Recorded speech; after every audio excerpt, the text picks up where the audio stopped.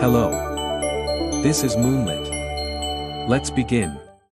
Chapter 1, Awakening in a Tragic Role. The first thing Ezekiel feels is pain, sharp, blinding, blooming behind his eyes like shattered glass. Then comes the smell. Not antiseptic. Not gasoline. Not the metallic tang of blood he remembers from the moment headlights swallowed his vision.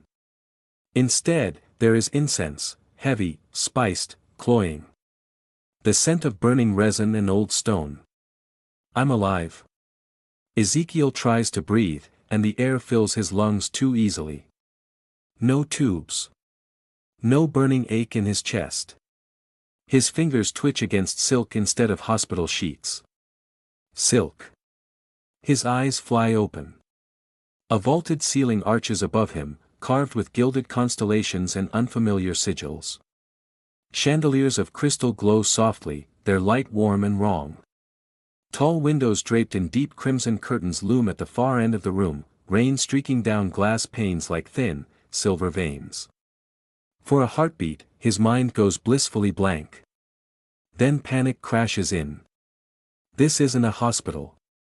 Ezekiel bolts upright, and immediately regrets it as dizziness slams into him. His breath stutters. His heart pounds so violently it feels like it might tear free from his ribs. No, no, no, he whispers hoarsely, his voice unfamiliar.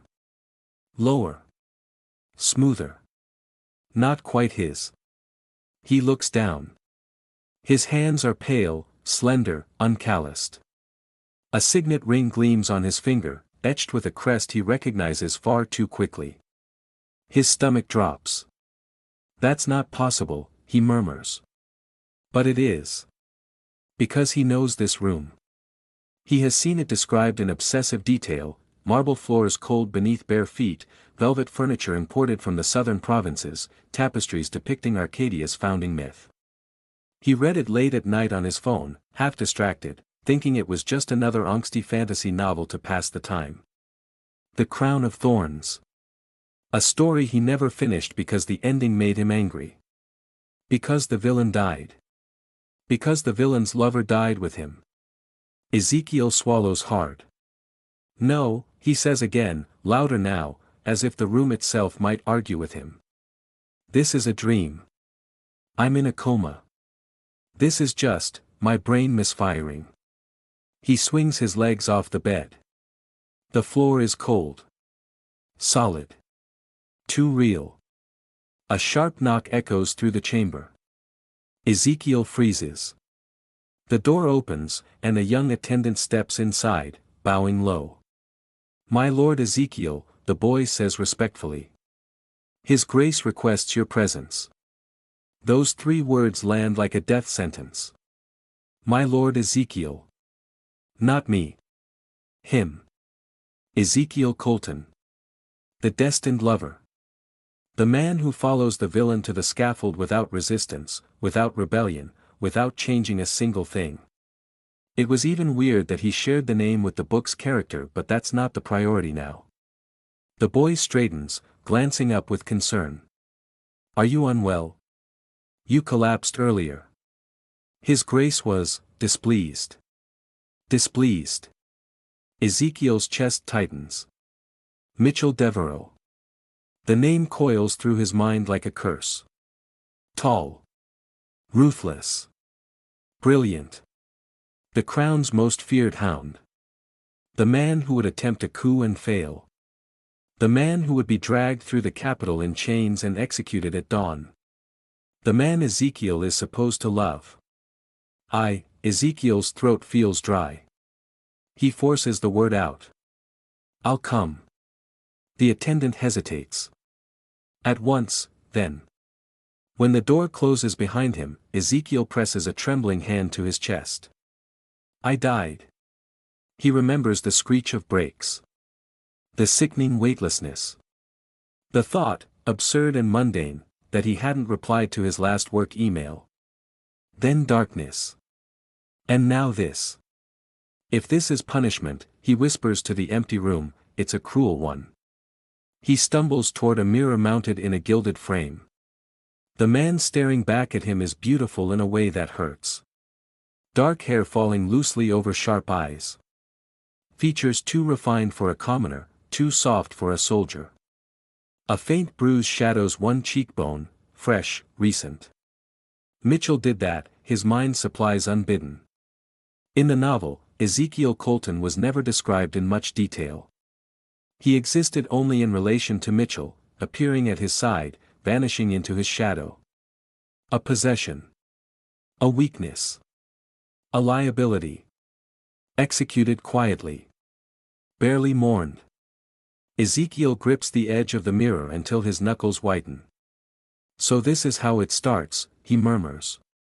This is the role I'm meant to play. A laugh bubbles up, thin, hysterical, and dies in his throat. Because he knows how this story ends. He knows about the coup, the betrayal, the blood-soaked palace steps. He knows the exact chapter where Mitchell is condemned, and the single, brutal sentence noting that his lover was executed alongside him, head bowed, expression unreadable. No rebellion. No miracle. No escape. Ezekiel closes his eyes. I don't want to die. He thought. More than that, he doesn't want Mitchell to die. Not the villain carved in ink and paper. But the man he hasn't met yet. The man who, in another world, might have been something else. A sharp knock interrupts his thoughts. My lord, the attendant calls softly. His grace is waiting. Ezekiel exhales slowly. Fear coils in his gut, but beneath it, something else stirs. A quiet, stubborn resolve. I know the story. I know the ending. And if I'm trapped here, he whispers, straightening his spine, then I refuse to be a character who walks quietly to his death. He opens the door. Whatever waits beyond it, villain, fate, executioner's blade, Ezekiel Colton steps forward with eyes open. This time, he intends to change everything. Chapter 2, The Villain Behind Closed Doors. The corridors of the Eastern Wing are silent in a way that feels deliberate. Ezekiel walks between towering stone walls polished to a dull sheen, his footsteps swallowed by thick carpets woven in the royal colors of Arcadia. Every servant he passes lowers their gaze. Every guard straightens, hand tightening around the hilt of their sword. Not for him. For the man waiting at the end of the hall. Mitchell Deveraux, Ezekiel thinks, his pulse quickening despite himself. The villain. The doors to the private solar stand ajar. Warm firelight spills across the floor, cutting through the gray gloom of the palace. Ezekiel pauses at the threshold, fingers curling slightly as dread and curiosity war inside him. This is the moment. The first real divergence from the novel. In the book, this scene is summarized in 2 lines: Deveraux summoned his lover. They argued. He left with blood on his knuckles. Ezekiel steps inside. The room smells faintly of smoke and steel. A fire crackles low in the hearth. Tall shelves line the walls, filled not with books but maps, rolled parchments, and sealed letters marked with wax sigils. A large table dominates the center, its surface scarred by knife marks and ink stains. Mitchell Deveraux stands near the window, back turned. He is taller than Ezekiel imagined, broad-shouldered, built like a man accustomed to battle rather than court. Dark hair is tied loosely at the nape of his neck, strands slipping free. He wears black, as always, but not ceremonial finery. This is armor, stripped of its outer plates, leather and steel fitted close to his body. Power clings to him like a second skin. You're late, Mitchell says without turning. His voice is calm. That frightens Ezekiel more than shouting ever could. Ezekiel swallows. His mouth feels dry. You summoned me. Mitchell turns slowly. Ezekiel's breath catches. The novel never did him justice. His face is sharp, angular, beautiful in a severe way that feels honed by cruelty and survival. His eyes, steel gray and unreadable, flick over Ezekiel with clinical precision, lingering for a fraction of a second on the bruise near Ezekiel's cheek. Mitchell's jaw tightens. Who did that? The question lands softly, but there is an edge beneath it. Ezekiel hesitates. In the story, this moment escalates. Ezekiel lies. Mitchell explodes. Someone else bleeds. If I follow the script, this ends badly. It was an accident, Ezekiel says instead. It's not a lie. He doesn't know who struck this body before he arrived. It might as well have been fate itself. Mitchell studies him for a long moment, expression cold. Then he turns away again. You collapsed, he says. In the council chamber. Ezekiel flinches. I'm fine. Liar. The word isn't sharp. It's tired. Mitchell pours himself a drink from a decanter, dark amber liquid splashing into crystal. He doesn't offer Ezekiel any. You've been acting strangely, Mitchell continues. 4 days. Ezekiel's heart stutters. Days? His mind races. How long has he been here? How much damage has already been done without him realizing it? I suppose I have, Ezekiel says carefully. Would you believe me if I said I've changed? Mitchell finally looks at him again. A humorless smile curves his lips. No. Fair enough. Silence stretches between them, thick and uncomfortable. Ezekiel's gaze drifts to the maps on the table, borderlines marked in red, troop movements annotated in tight, precise handwriting. This is it, he realizes. The beginning of the coup. Every late night. Every secret meeting. Every choice that drags Mitchell closer to the scaffold. You shouldn't be here, Mitchell says suddenly. Ezekiel blinks. Here. In my path, Mitchell clarifies. This will get worse. You know that. Ezekiel's chest tightens. In the novel, Ezekiel Colton never pushes back. He accepts whatever scraps of attention he's given. He exists quietly at Mitchell's side, loving him even as he's shut out. I can't be that person. I know, Ezekiel says softly. Mitchell stiffens. Something in his tone, too calm, too certain, draws Mitchell's full attention. What do you know? He asks. Ezekiel meets his gaze. I know you think you're already damned, Ezekiel says. His voice trembles, but he doesn't stop. That nothing you do now can make this world kinder to you. That the only way forward is through blood. The air in the room goes cold. Mitchell crosses the distance between them in 3 long strides. He stops close, too close. Ezekiel can smell smoke and iron and something bitter beneath it all. You're speaking dangerously, Mitchell says quietly. Ezekiel's heart hammers.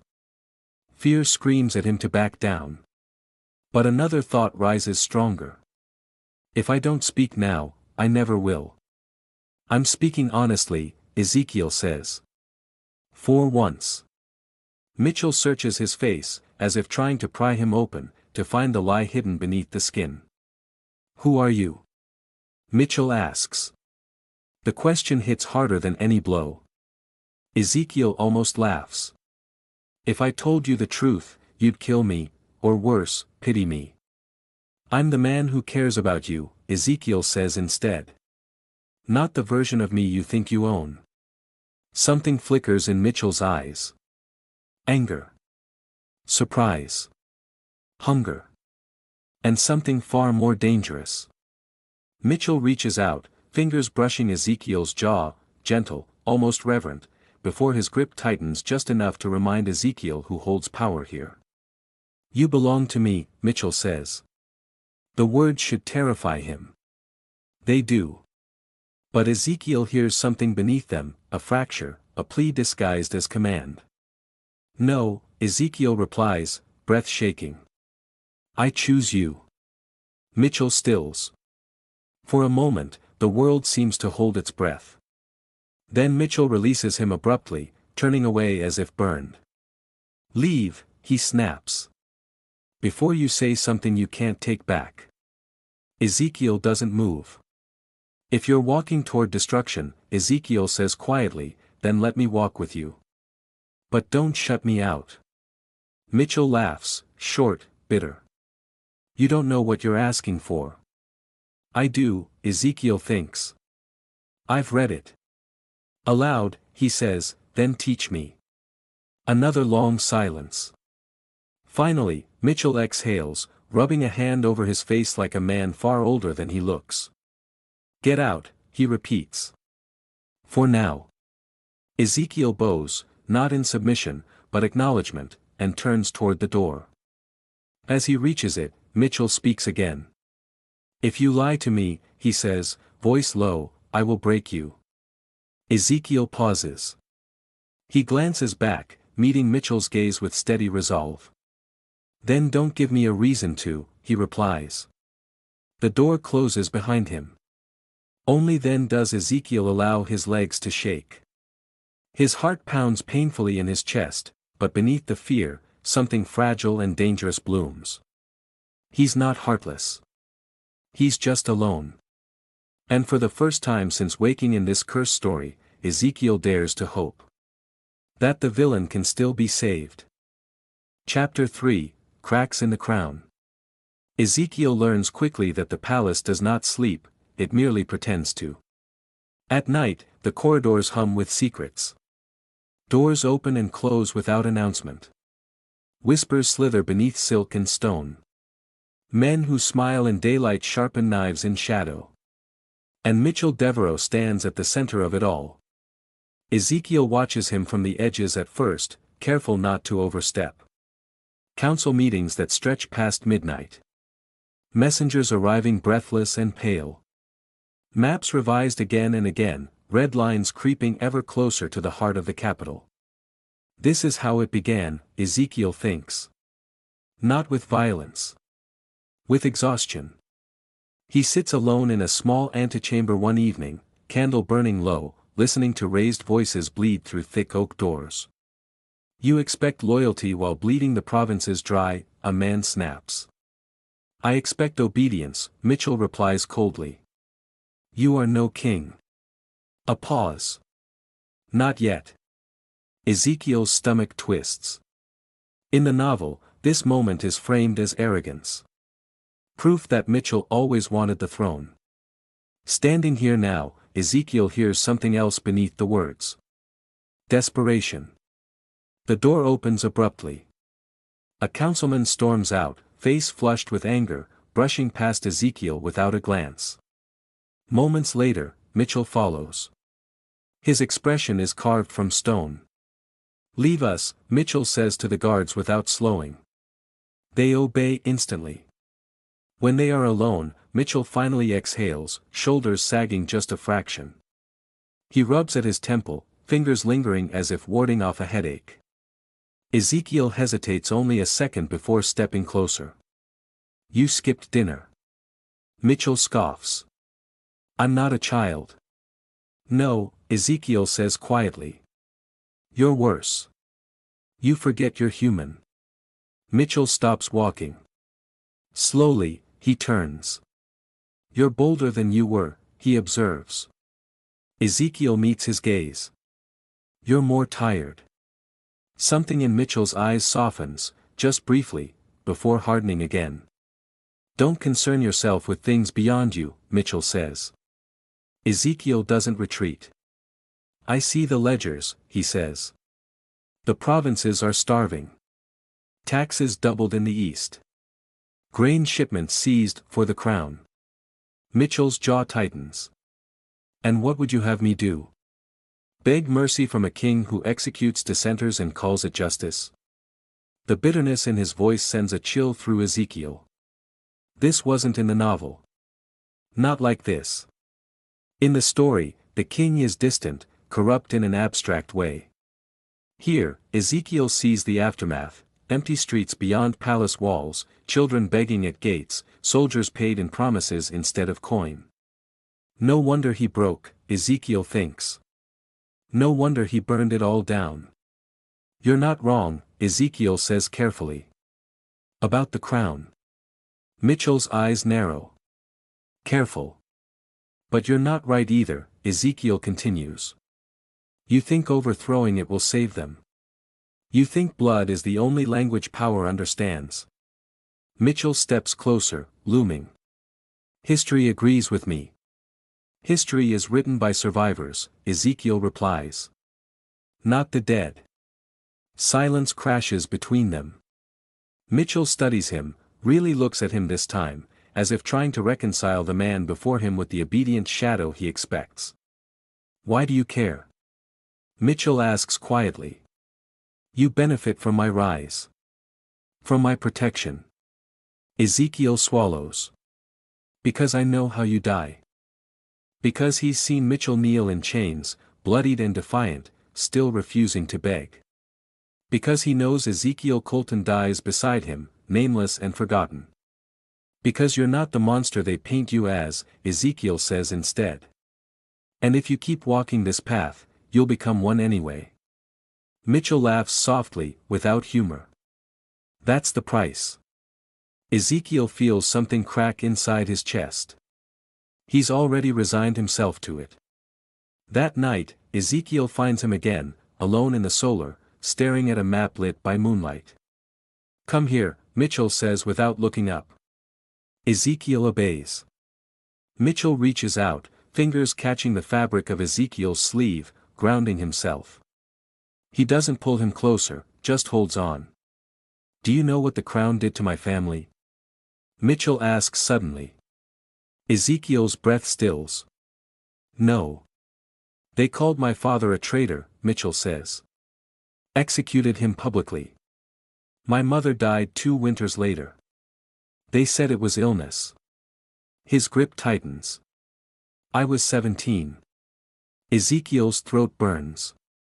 In the novel, Mitchell's backstory is summarized in a paragraph. Here, it feels like a wound still bleeding. They taught me something that day, Mitchell continues. That mercy is a lie told by those who can afford it. Ezekiel covers Mitchell's hand with his own. Mitchell doesn't pull away. They also taught you that love is temporary, Ezekiel says softly. That anyone you rely on can be taken from you. Mitchell's jaw clenches. Don't, he warns. Then stop pushing me away, Ezekiel replies. Mitchell turns to him sharply. You don't understand what it means to stand beside me. When this begins, there will be no retreat. I know, Ezekiel thinks. I know exactly how this ends. Aloud, he says, then don't walk it alone. Mitchell searches his face, something raw and unguarded surfacing beneath the armor. For a terrifying moment, Ezekiel thinks he might give in. Instead, Mitchell steps back. You should fear me, he says. If you don't, you're a fool. Ezekiel's heart aches. Maybe, he says quietly. Or maybe I just see the man beneath the crown you're trying to steal. Mitchell turns away. When Ezekiel finally leaves, his chest feels tight, heavy with emotions he never expected to feel for a fictional villain. I'm falling for him, Ezekiel realizes with dread. Not the idea of Mitchell Deveraux. The man himself. And that knowledge terrifies him more than fate ever could. Because changing the story no longer feels like a mission. It feels personal. And if Ezekiel fails, he won't just lose his life. He'll lose the man he loves. Chapter 4, The Coup Still Begins. The night the kingdom fractures, the sky burns red. Ezekiel knows this because he has seen it before, in ink and imagination, a single paragraph describing chaos and fire. But the novel never mentioned the smell. Smoke claws into his lungs, bitter and choking. Iron floods the air, sharp and unmistakable. Somewhere beyond the palace walls, bells toll, not in celebration, but in warning, their frantic peals echoing like a heartbeat gone mad. It's starting. Ezekiel stands in Mitchell's chambers, hands trembling as he tightens the clasp of Mitchell's cloak. The fabric is heavy, embroidered with sigils that mark allegiance, some ancient, some treasonous. Mitchell watches him in silence. He is fully armored now. Steel gleams under torchlight, dark and unforgiving. This is the man history will remember, the villain, the usurper, the traitor. But Ezekiel sees the tightness in his shoulders. The way his jaw locks as if holding something back. You don't have to do this, Ezekiel says, his voice barely steady. Mitchell's gaze flicks to him. You've already said that. And I'll say it again, Ezekiel insists. There are other ways. Expose the nobles. Force reform. Leave Arcadia if you must. Run. Mitchell cuts in sharply. And let them slaughter anyone who ever stood beside me. Ezekiel flinches. He's already decided. Outside, shouting rises. The clash of metal rings out, closer now. This was inevitable, Mitchell continues, quieter. The moment I moved against the crown, there was no turning back. You moved against it long before tonight, Ezekiel replies. But you didn't have to let it consume you. Mitchell steps closer, looming in full armor, his presence overwhelming. He reaches out, cups Ezekiel's face with a gauntlet hand, cold metal against warm skin. You should have left, Mitchell says softly. Before this. Ezekiel's breath shudders. I stayed, he replies, because you matter to me. Mitchell's expression tightens, something close to pain flashing across his eyes. That, he says, voice low and dangerous, is exactly why you'll be my undoing. He turns away. The doors burst open before Ezekiel can respond. A messenger stumbles in, blood smeared across his sleeve. Your Grace, the eastern gate is secured, but the royal guard has rallied at the inner keep. They're waiting for you. Mitchell nods once. Good. The messenger hesitates, glancing at Ezekiel. And, the king? Mitchell's hand curls into a fist. Alive, he says. For now. The messenger bows and rushes out. Silence falls again, thick and suffocating. Ezekiel feels it then, the terrible certainty settling in his bones. This is the point of no return. In the novel, this is where Ezekiel Colton fades into the background, waiting obediently while history is written in blood. I refuse. Mitchell, Ezekiel says, stepping forward. Listen to me. If you proceed as planned, you will lose. Someone will betray you. They always do. Mitchell freezes. Slowly, he turns. What did you say? Ezekiel's heart pounds. He's crossed this line before, but never this far. You trust Lord Varon, Ezekiel continues, forcing the words out. You think his loyalty is absolute. Mitchell's eyes narrow. Careful. He sells information, Ezekiel presses on. To both sides. He will abandon you the moment this turns. The silence that follows is deadly. Mitchell strides toward him, seizing Ezekiel by the arm and pulling him close. How do you know that? He demands. Ezekiel's breath catches. Because I read it. Because he knows exactly how Mitchell is cornered, how the coup unravels, how the final betrayal seals his fate. I listen, Ezekiel says instead. I watch.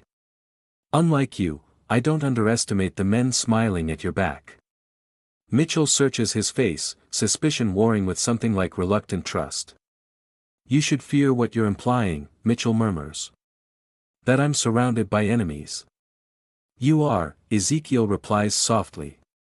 And you're letting them turn you into the monster they want. Mitchell releases him abruptly, pacing like a caged animal. Outside, screams rise. Firelight flickers through the windows. The palace is burning. This is bigger than us now, Mitchell says. Even if Varon betrays me, even if I die, this must happen. Ezekiel's chest tightens painfully. He's choosing the kingdom over himself. Over them. Then what am I to you?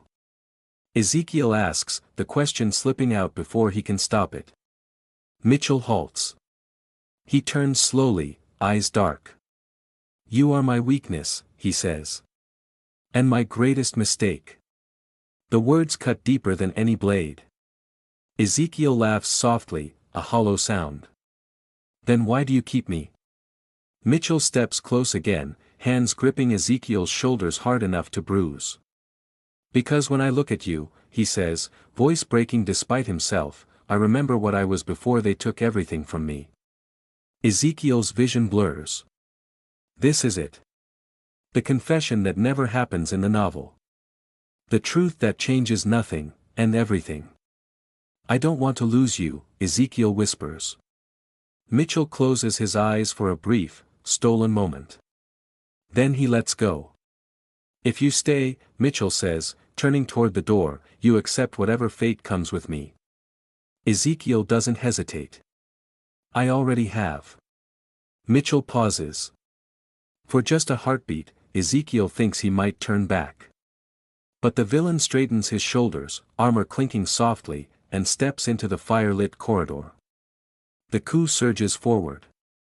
And as Ezekiel follows him into the chaos, smoke stinging his eyes, screams echoing through marble halls, one truth beats relentlessly in his chest. Love didn't stop fate. It only made it hurt more. Because Ezekiel knows now, with terrifying clarity.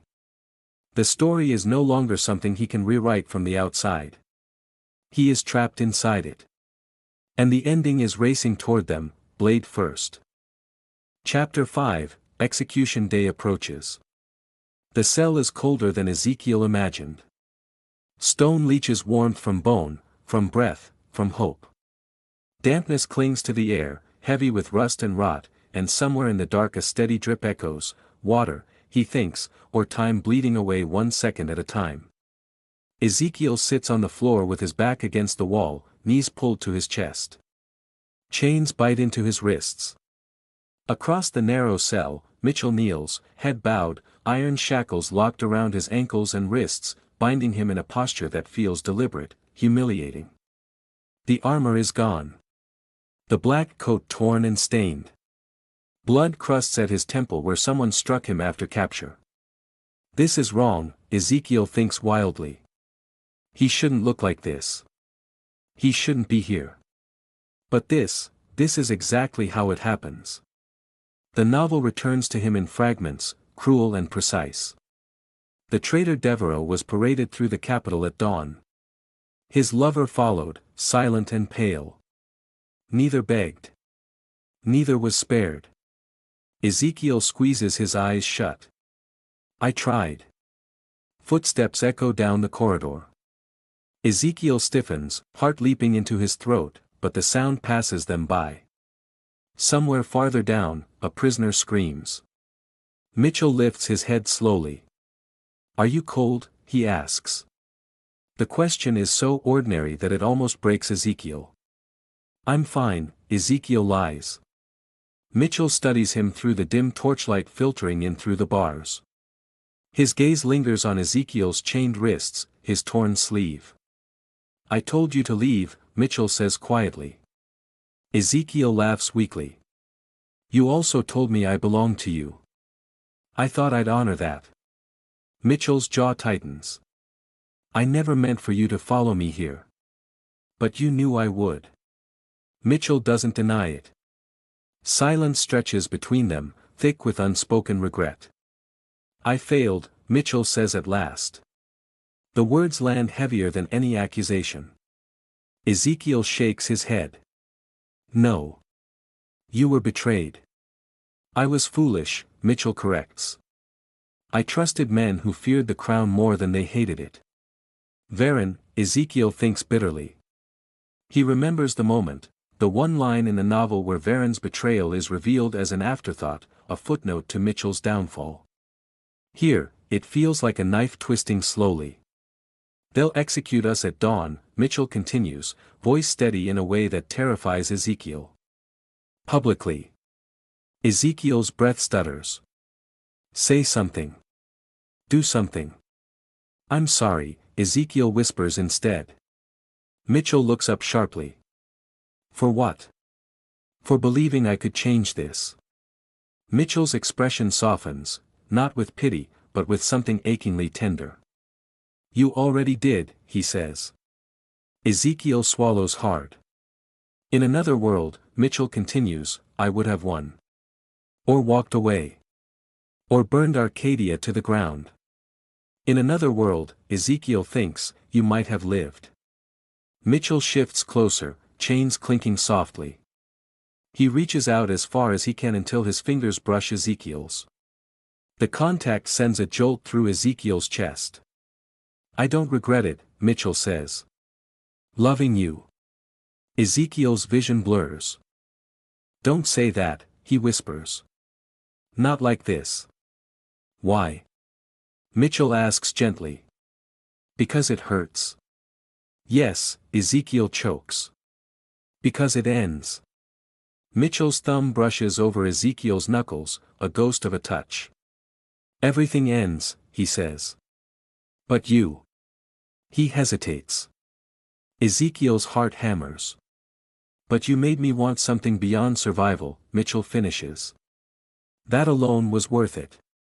Something inside Ezekiel shatters. I can't let this be the end. His chest tightens painfully as the truth claws its way up his throat. I need to tell you something, Ezekiel says suddenly. Mitchell studies him.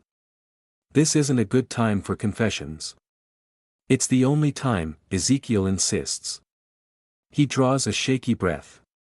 This world, Ezekiel begins, voice trembling, it's not the first place I've lived. Mitchell stills. I came from somewhere else, Ezekiel continues. A world without crowns or magic. I was, ordinary. And I read about you. About this kingdom. About how this ends. Mitchell's eyes darken. Careful with your words. I know who betrays you. I know where the coup collapses. I know that tomorrow, they will tie us to the scaffold and ask if we have last words. Silence crashes down between them. Mitchell's expression doesn't shift to disbelief. It shifts to understanding. You've been mourning me, he says softly. Since the day we met. Ezekiel exhales shakily. Yes. Mitchell leans back against the wall, chains rattling. So this is fate, he murmurs. A story already written. I tried to rewrite it, Ezekiel says. I swear I did. Mitchell looks at him then, not as a ruler, not as a villain, but as a man standing at the edge of oblivion. And yet, Mitchell says, you stayed. Yes. Knowing I would die. Yes. Mitchell's lips curve into the faintest smile. Then you loved me, he says simply. Ezekiel breaks. Tears spill freely now, burning down his cheeks. I do, he admits. I love you. I didn't mean to. I didn't want to. But I do. Mitchell closes his eyes. When he opens them, they shine with something dangerously bright. Then listen to me, Mitchell says. When they come for us, do not beg. Do not give them the satisfaction. Ezekiel nods weakly. Mitchell leans closer, resting his forehead against the bars separating them. If there is another world, Mitchell whispers, find me there. Ezekiel presses his own forehead to the cold iron. I will, he promises. Even if I have to tear fate apart to do it. Footsteps approach again, this time stopping before their cell. Keys jangle. A guard clears his throat. You have until morning. The torchlight retreats. Darkness swallows them whole. In the quiet that follows, Ezekiel clings to Mitchell's presence, memorizing the sound of his breathing, the weight of his gaze, the warmth that still exists between them despite chains and stone.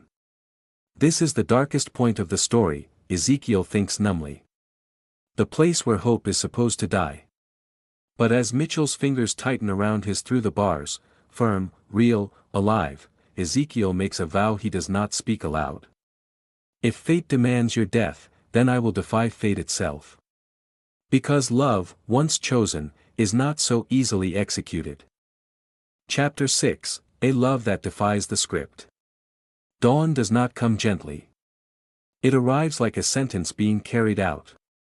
Trumpets blare beyond the dungeon walls, sharp, metallic, merciless. Their sound slices through the early morning silence, reverberating through stone corridors and into Ezekiel's bones. Somewhere above them, the city stirs, unaware or willfully ignorant, preparing to watch two men die. Keys rattle. Boots scrape against stone. Ezekiel's heart begins to race. This is it. Guards flood the corridor, faces impassive, armor gleaming. The cell door groans open. Cold hands seize Ezekiel's arms, hauling him to his feet. Chains are unlocked only to be replaced with heavier restraints. Across from him, Mitchell rises without help. He is calm. That terrifies Ezekiel more than anything. They are dragged through winding passages and up narrow steps until daylight blinds Ezekiel momentarily. The sky is a dull gray, clouds hanging low as if the heavens themselves cannot bear to watch. The execution platform looms in the center of the square, wooden, stained dark with old blood. Exactly like the book. Ezekiel's breath comes shallow. Crowds have already gathered. Some jeer. Some whisper. Some stare with hollow fascination. Mitchell walks beside Ezekiel, shackled but unbowed. His back is straight. His chin lifted. He looks every inch the villain history will condemn. But when his hand brushes Ezekiel's, just barely, hidden between their bodies, it is warm. Alive, Ezekiel thinks desperately. He's still alive. They are forced to their knees. The executioner steps forward, axe resting against his shoulder. A herald unrolls a scroll and begins to read the charges, voice loud and echoing. Treason against the crown. No. Ezekiel's thoughts spin wildly. This is wrong. Something is wrong. The air feels different, charged, tense, vibrating with something unseen. He remembers every word of this scene from the novel. The way it ends. The inevitability of the blade. If fate is absolute, he thinks, then why does it feel like it's hesitating? The herald pauses mid-sentence. A murmur ripples through the crowd. A rider bursts into the square, horse lathered in sweat, banners snapping behind him. He skids to a halt before the platform and throws himself from the saddle. Hold, the rider shouts. The executioner freezes. The crowd erupts into chaos. The rider kneels, thrusting forward a sealed decree. By order of the High Tribunal, this execution is suspended. Ezekiel's heart slams painfully against his ribs. Suspended? Mitchell's head snaps up. The herald hesitates, then breaks the seal. His face drains of color as he reads. Lord Mitchell Deveraux, he stammers, is to be taken into custody pending review of evidence regarding corruption within the Royal Council. Gasps explode through the square. Ezekiel's mind reels. This never happened. In the novel, there is no interruption. No reprieve.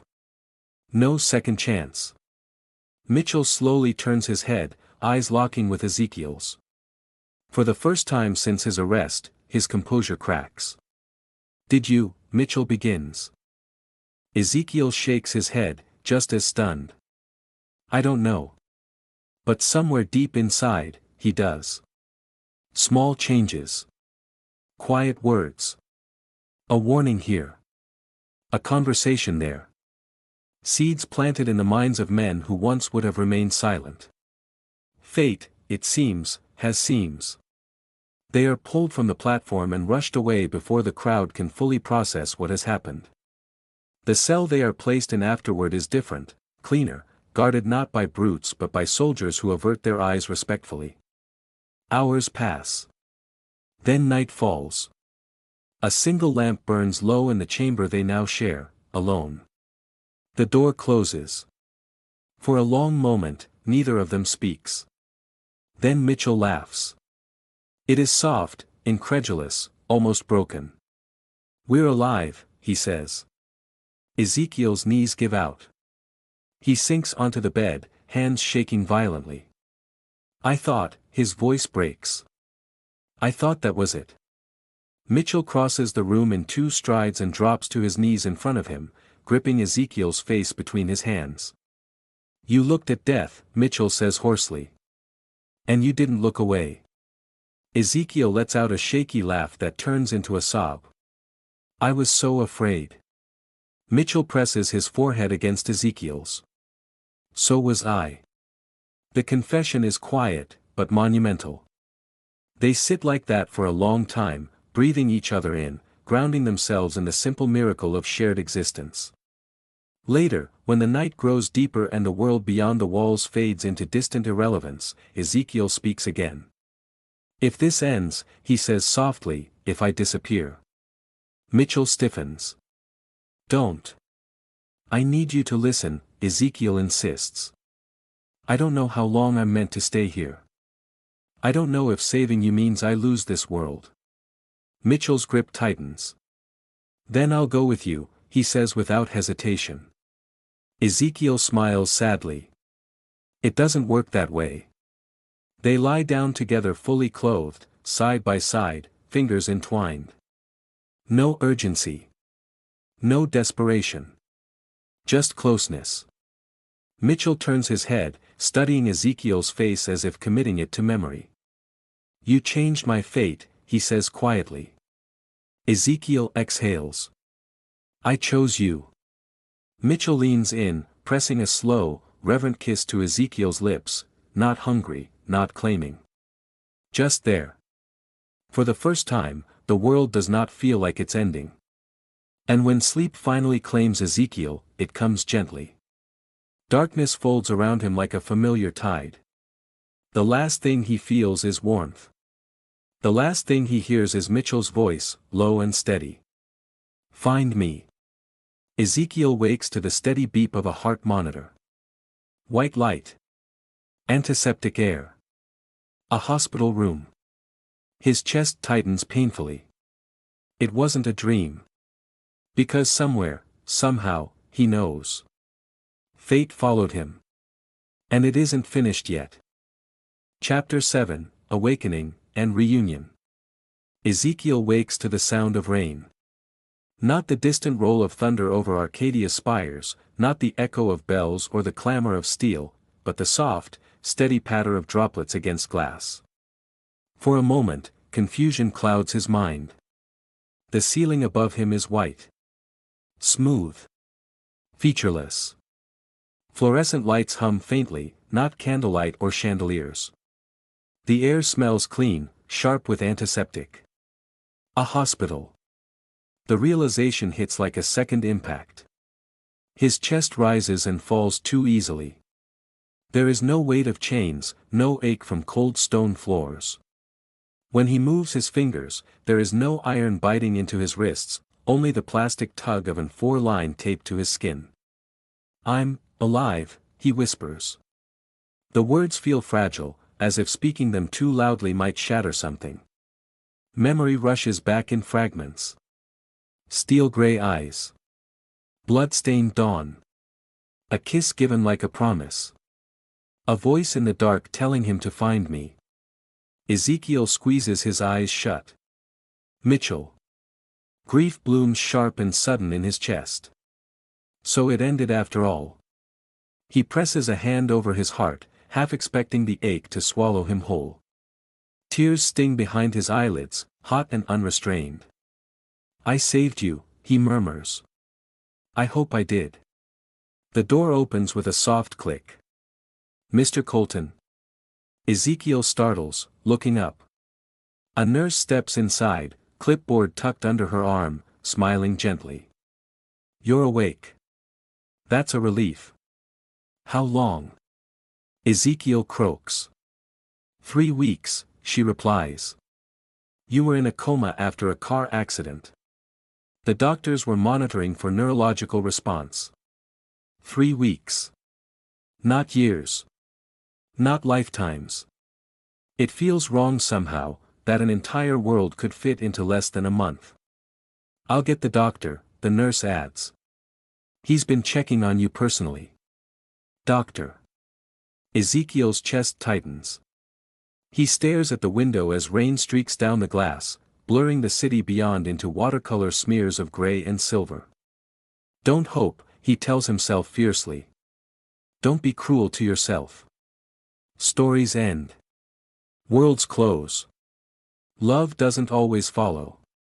The door opens again. Footsteps enter, measured, familiar in a way that makes Ezekiel's breath hitch. Mr. Colton. The voice is calm. Steady. Ezekiel's heart stutters violently. No. Slowly, afraid that moving too fast will break the illusion, he turns his head. The man standing at the foot of his bed is wearing a white coat. Dark hair, neatly kept. Broad shoulders softened by professionalism rather than armor. A stethoscope rests against his chest like an emblem of peace instead of power. Steel gray eyes meet Ezekiel's. The world tilts. Dr. Mitchell Deveraux, the man says, offering a faint, polite smile. I'm glad to see you awake. For a heartbeat, neither of them moves. The hospital room fades to nothing. Ezekiel's vision blurs. His pulse roars in his ears. It's him. Different. The same. Mitchell's gaze sharpens, not clinically, but with sudden intensity. Something flickers there, too fast for anyone else to catch. Recognition. The air between them seems to tighten, stretching thin like a thread pulled too far. You, Ezekiel whispers. Mitchell steps closer to the bed, setting the clipboard aside. His hand trembles almost imperceptibly as he reaches out, then stops himself, fingers curling into his palm. Easy, Mitchell says quietly, to himself or to Ezekiel, it's hard to tell.